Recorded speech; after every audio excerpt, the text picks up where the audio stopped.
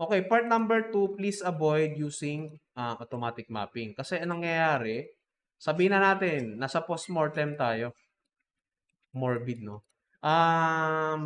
Yung head, usually, hindi ganyan yung pagkakakat. Diba? Kailangan nyo siyang i-unwrap from dito sa taas hanggang dito sa baba, sa batok, para mag-open siya ng tama. Yung sa head, ha? Okay, so to do that, step number 1, sa UV editor, create, camera-based, hindi si automatic, camera-based. Now, mapapansin nyo na sa UV editor, parang kinapi niya yung view ng camera doon sa UV editor. Next part, isa-select natin yung specific edges kung saan natin puputulin or ikakat, gugupitin yung head. No? Select natin yung sa bumbunan hanggang dun sa may batok. Yan. Select natin yung edge. Itong edge sa right, then pababa. Kasi may putol dun, hindi pwedeng idiretso. So, okay na yan, kahit ganyan.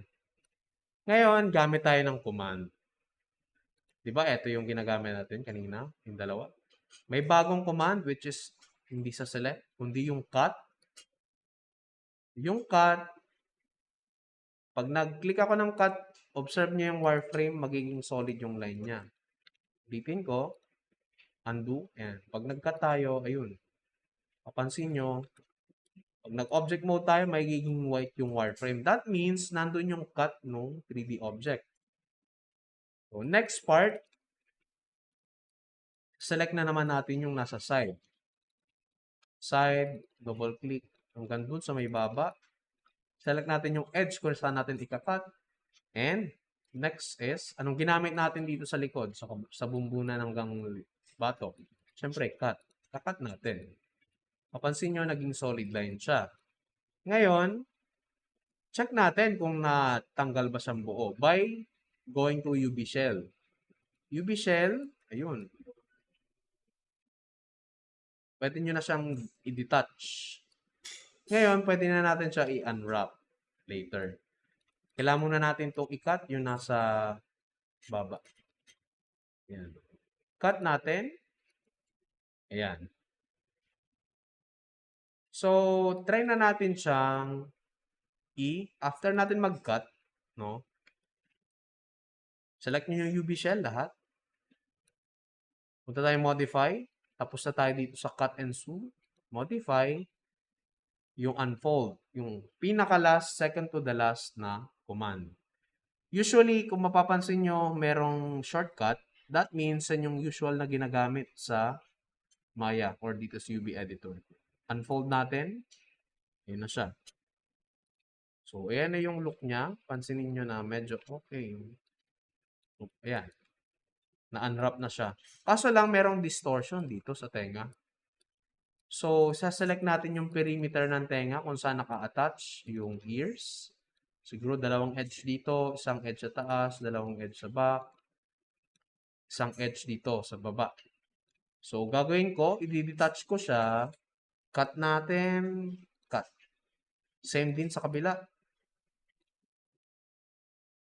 Select natin yung likod, baba, and harap. And, cut natin ulit. Ayun. Saka natin siya i-select yung UV shell ulit. Buo, modify, and then unfold.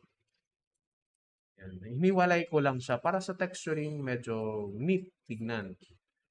So, ulitin ko, yan yung look ng face. Ito yung sa side, ito yung sa other side. Okay? And mapapansin nyo, may mga number dito sa UV editor. May 0, 0.01, 0.02, hanggang 1. Pagka lumagpas ng 1, yung value niyan, like ito, nakalagpas na shell dito. Pag nag-texture kayo, nagkakaroon niya ng error sa Maya. Dapat hindi siya lalagpas ng 1. Meron dito hanggang 2. No? To fix that, select nyo yung buong shell. 'Di ba? Ang ginagamit natin sa modify is unfold.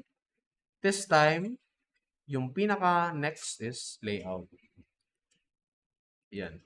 So, i-arrange siya na ngayon dun sa UV island.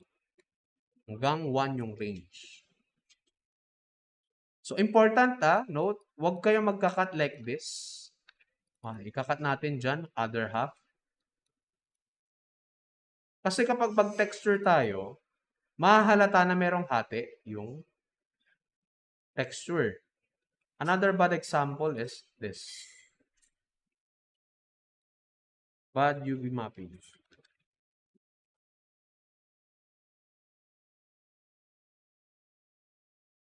Tabang bad.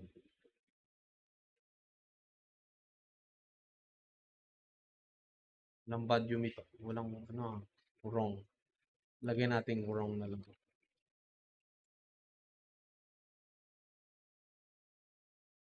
Hindi ako makahanap ng sample. Pero yun, ideally, dapat buo yung nasa face. Kasi, sa character, ang unang nakikita yung face. Diba? So, kapag tinexturean yan, dapat buo din siya. So, end ko na muna yung recording. Baka may question.